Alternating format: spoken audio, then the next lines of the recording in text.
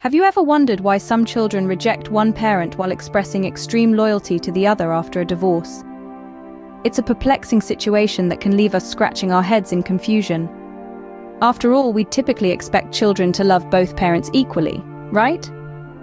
But sometimes, events unfold in a way that seems to defy this expectation.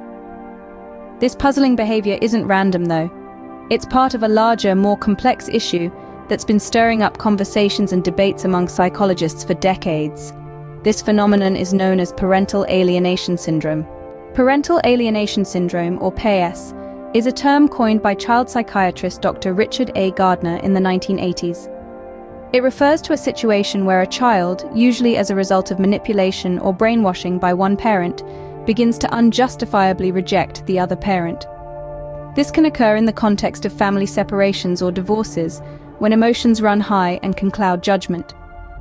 The concept of PS is rooted in the notion that children can be used as pawns in a parental battle, being swayed to side with one parent over the other. This manipulation is often subtle, with the alienating parent using various tactics to create a wedge between the child and the other parent. The goal? To undermine and interfere with the child's relationship with that parent. Now that we know what PS is, let's delve into its characteristics. Parental alienation syndrome exhibits certain distinct patterns. One of the most notable is a campaign of denigration. This is when the child consistently belittles or criticizes one parent without justification. The child may also display weak rationalizations for their deprecation, often repeating criticisms they've heard from the alienating parent without truly understanding them. Another key trait is the lack of ambivalence. Children typically have mixed feelings about their parents, recognizing both their strengths and weaknesses. However, in cases of parental alienation syndrome, children may view the alienating parent as perfect, and the alienated parent as entirely flawed. There's also a tendency for reflexive support of the alienating parent in any parental conflict. The child may automatically side with one parent without considering the nuances of the situation. These characteristics, among others, can make parental alienation syndrome a complex and challenging issue to address. But PS is not without controversy and criticism. Despite its recognition in legal systems, parental alienation syndrome, or PAS, has been a subject of debate within the psychological community. The controversy mainly revolves around two aspects: empirical support and its absence from the Diagnostic and Statistical Manual of Mental Disorders, often referred to as the DSM. Critics argue that PAS lacks robust empirical support, meaning there's a scarcity of scientific studies to back its existence. They worry that PAS could be used as a tool in court battles, potentially masking genuine cases of child abuse or neglect. Moreover, PAS is notably absent from the DSM, the handbook used by healthcare professionals worldwide as the authoritative guide to the diagnosis of mental disorders. This omission has raised questions about the validity of PAS as a recognized syndrome in the field of psychology. However, proponents argue that the real-life experiences of children and parents cannot be overlooked, and the debate should not overshadow the harm caused by parental alienation. Yet the legal implications of PAS are undeniable. In the courtroom, allegations of parental alienation syndrome can significantly influence custody decisions. This syndrome, with its complex and emotionally charged nature, brings a new level of intricacy to the legal landscape of family law. Family courts are often put in a difficult position. They must balance the rights of both parents while ensuring the child's best interests are at the forefront. When allegations of PS come into play, it can tilt the scales in favor of the accused alienated parent. Yet, it's essential to note the potential for false allegations.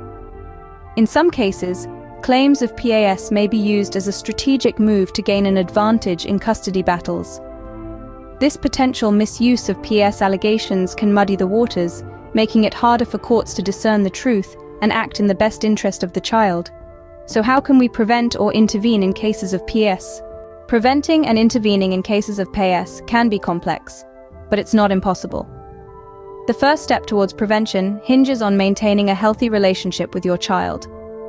Keep the lines of communication open, have regular interactions, and always express your love and concern. These actions can create a buffer against the negative influences of alienation. When dealing with established cases of parental alienation syndrome, it's crucial to seek professional help. Psychologists, counselors, and therapists can provide guidance and support, not just to parents but also to the children who are caught in the crossfire. Mediation also plays a pivotal role in cases of custody disputes. A neutral third party can help facilitate discussions and resolutions that prioritize the child's well-being over personal differences. It's a positive step towards healing and re-establishing severed parent-child relationships. Let's not forget, the biggest victims in all this are the children.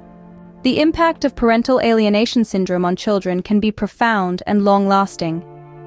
Children are the silent victims caught in the crossfire of parental discord, often experiencing a range of negative effects that can ripple out into their adult lives. Imagine carrying an emotional burden that's not yours to bear. The emotional distress children feel can be likened to this. They may experience a confusing whirlpool of emotions: anger, sadness, fear, even guilt, for the alienation of one parent by the other. This emotional turmoil often leads to a significant loss of self-esteem. Children may start to doubt their worth when they see one parent being systematically devalued and rejected.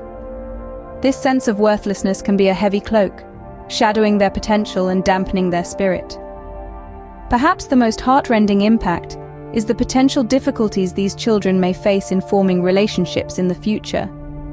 Trust, authenticity, and vulnerability, the cornerstones of any healthy relationship, may seem like foreign concepts to these children. They may struggle to form meaningful connections, always fearing the pain of rejection and betrayal they've seen play out in their own family. But there's a glimmer of hope. It's crucial for parents, legal professionals, and mental health experts to work together to mitigate these effects and ensure the child's well-being.